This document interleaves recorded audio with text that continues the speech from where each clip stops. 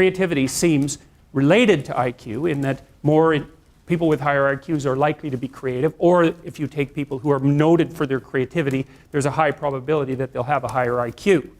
But there's more to it than IQ. And what creativity seems to be associated with, then again, depends on whether or not, on how you define creativity. Because you could define it as the sum total of creative achievements that you've made in your life, which would be the actual production of, say, artifacts of one form or another, performances or inventions or artworks or what have you. We'll go over the dimensions in a minute. Or you could also define it as the proclivity to engage in creative thought. And I think we'll start with that first. So what does it mean to think creatively?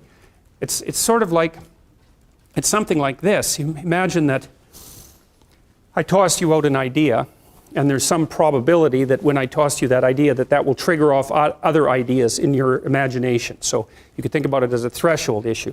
If you're not very creative, I'll throw you an idea, and hardly any other ideas will be triggered, and the ones that will be triggered are going to be very closely associated with that initial idea. So let's say I tossed each of you an idea, and I asked you to tell me the first thing that comes to mind. Okay, so what we would see first is that the first thing that comes to mind for you, the first thing that comes to mind in all likelihood would be shared by many of you. Okay, so then you could think about that as a common response, right? And so that's a less creative response. And then there'll be some things that come to mind for you that are so idiosyncratic that you're the only person that thinks it and no one can understand it. Well, that's also not exactly creative, because the thing that for something to be creative, it has to be novel and useful at the same time. That's sort of a rough definition. Something creative is novel and useful. And obviously, you know, there's a certain amount of judgment that goes along with that, clearly. But if it's too novel, then no one else can understand it, and it's unlikely to be useful. So there's a range of convenience. So anyways, if you want to decide if something's creative, like what we would do, I could say to you, okay, in the next 3 minutes, I want you to write down all the uses you can think of for a brick. So, okay, so someone tell me a use for a brick. Breaking windows. A pumice for your feet. Yes, okay. What else can you use a brick for? Build a wall. Build a wall? It's a very small wall. A wall for ants. And what else? Paperweight. Paperweight.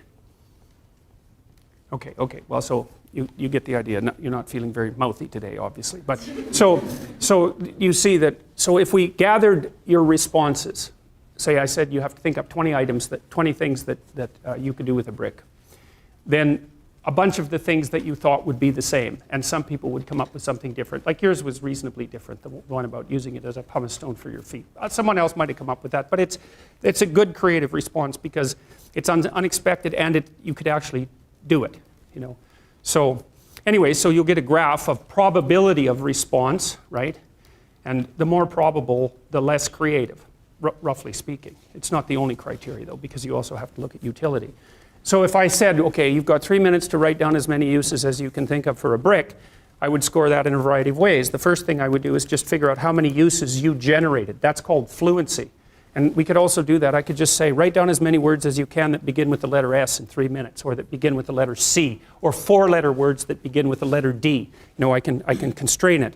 And if I counted how many words you generated, if I had an IQ measure and I had a measure of how many words you generated, IQ plus the number of words that you generated would be a better predictor of your creativity than just IQ.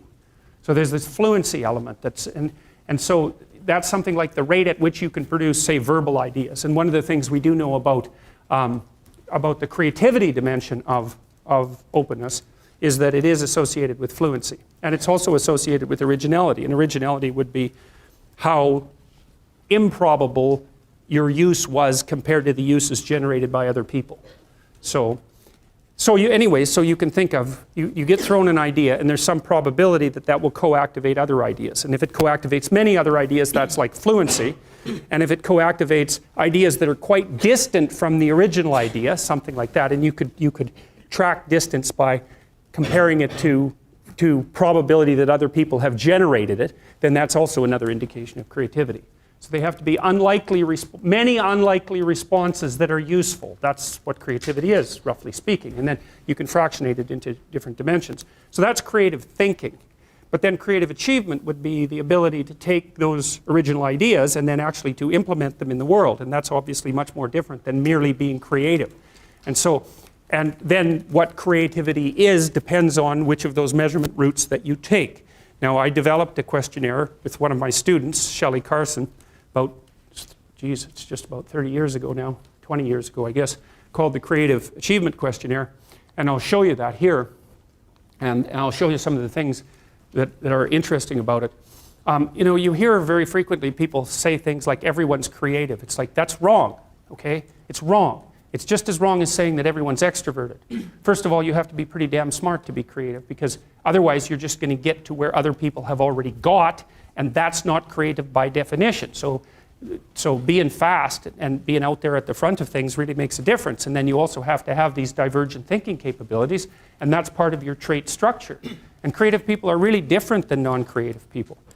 Partly because, for example, they're highly motivated to do creative things and to experience novelty and to chase down aesthetic experiences and to attend movies and to read fiction and to go to museums and to enjoy poetry and to enjoy music that's not conventional music, for example. These aren't trivial differences. And so it's a real misstatement to make the proposition that everyone's creative. It's just simply not the case. It's a matter of wishful thinking. It's like saying that everyone's intelligent. It's like, well, if everyone's intelligent, then the term loses all of its meaning, because any term that you can apply to every member of a category has absolutely no meaning. Now, that doesn't, and the other thing you want to be thinking about here is that don't be thinking that creativity is such a good thing. It's a high-risk, high-return strategy.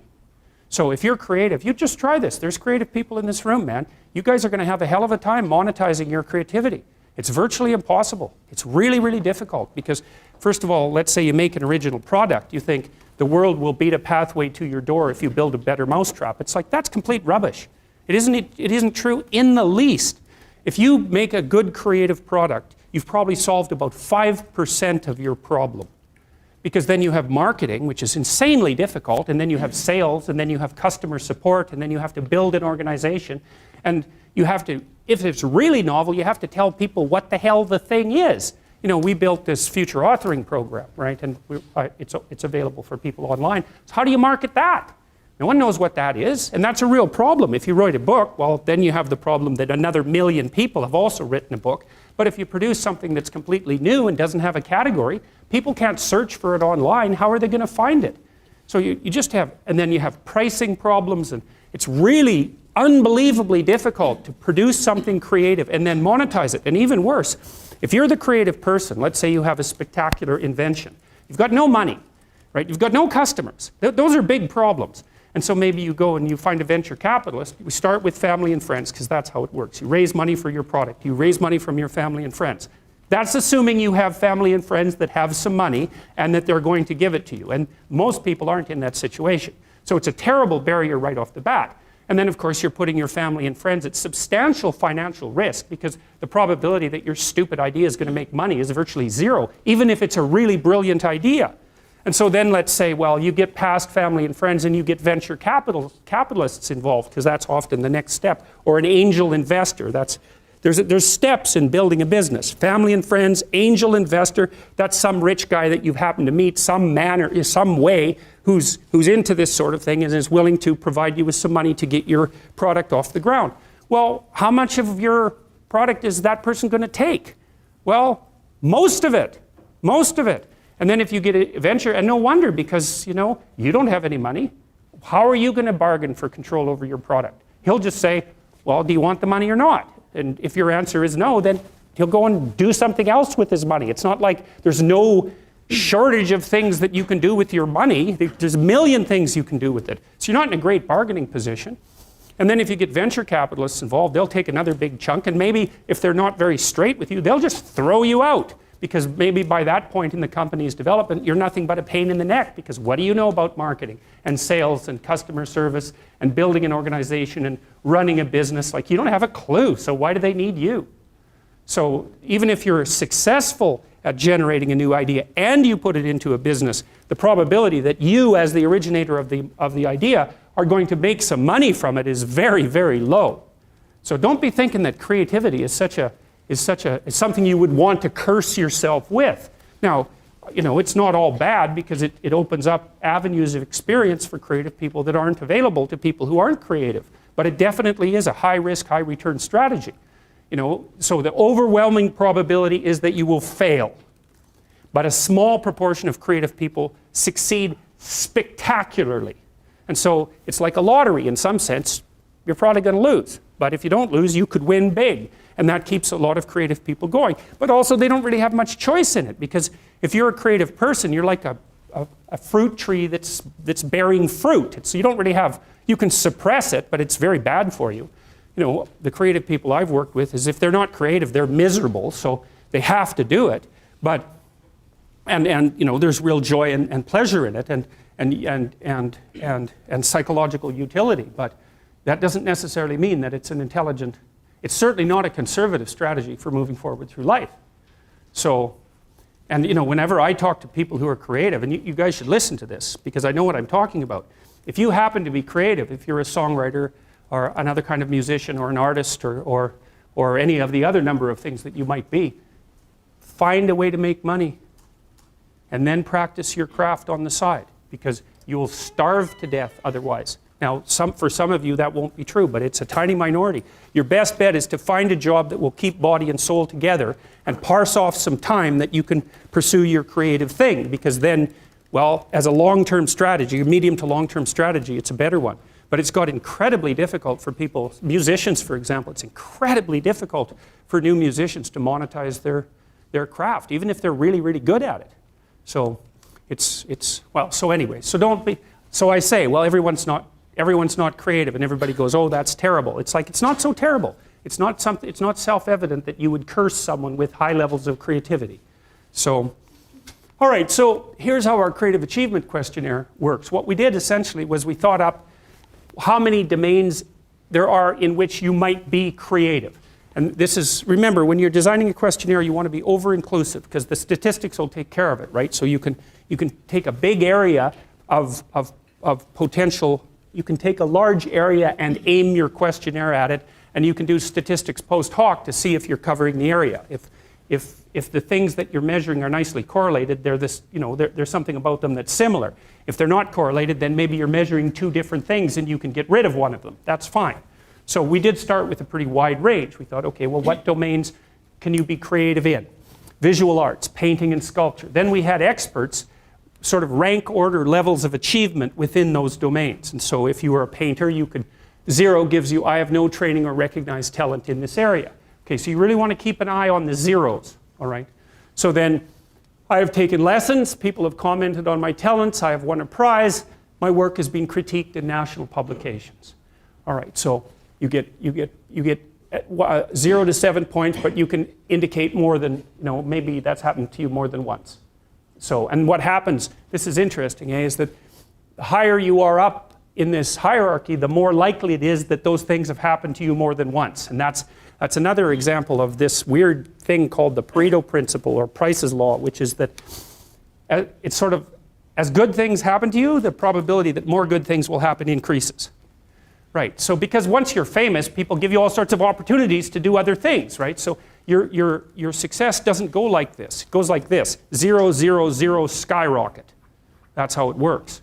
But getting from 0 to 1, if you're starting a business, the hardest customer you'll ever get is your first one, and then the second hardest one will be your second one. It's virtually impossible to get a first customer, because they're going to say to you, first of all, you're going to be selling to people who are basically conservative, and they're not going to be willing or able to evaluate whether your damn product is good for anything. And so they'll say, well, who are your other customers? And if your answer to that is, well, we don't have any, it's like, well, then what? They're going to be the first one. No, because people don't stick their necks out at all, not a bit, ever. And so unless you're well established in the market, especially if you're dealing with a big company, you can just bloody well forget it. It's like a 3-year sales cycle anyways. It's because big corporations move very, very slowly. And you might be able to find a small company that doesn't have much money who would be willing to use your stupid product for nothing if you're really nice to them. And you can get one customer that way. It's very, very difficult. And so you'll end up, and what do you think the royalty, just out of curiosity? So I've written a book. It's going to be published by Penguin Random House in January. What do you think the royalty is for an author on a book?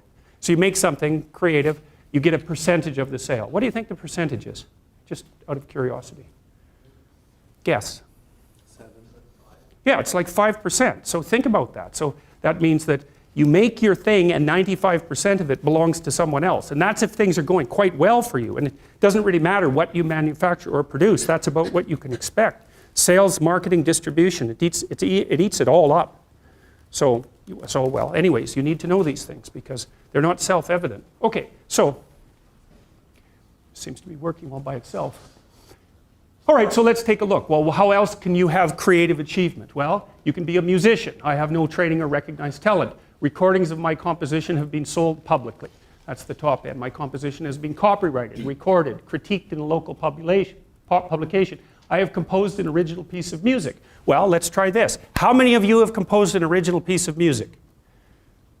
Wow, there's lots of creative people in here. That's very impressive. So there must be 10 or 11 people in here. Oh, that's cool. So how about your composition has been copyrighted? How about it's been, the recordings have been sold publicly and actually sold? How many people? 2? 2. Okay. Well, so what you can see is there's a rapid drop-off in the number of people who say yes. How many of you fit into category 0? I have no training or recognized talent in this area. Yeah. Okay. 0 is the median score on all of these. Median is the score that's the most likely for people to have, right? It's different than the mean. Median score is 0. So what's the median score in the entire creative achievement questionnaire? 0. You add up over all 13 domains, the most typical score is 0. So that's how creative people are. They're 0 creative, not at all. Yes? So it's not even necessarily that everybody has a certain degree of creativity, but for the most part, most people are not really creative at all. Well, the thing is, you could say that all people are creative and that all people can generate ideas, but the issue isn't whether or not you can generate ideas, it's whether or not you can generate ideas that are different from the ideas that other people generate. That's the critical issue. Because, I mean, it depends on how you define it. Well, the novelty is a huge part of it, but that's sort of built into the definition of creative. It has to be novel and useful. And if your idea that you generate is the same as the idea that a bunch of other people have, it's not. It's an idea, fair enough. And if you define creativity that way, then everyone's creative. But it's a foolish way of defining creativity because everyone does it.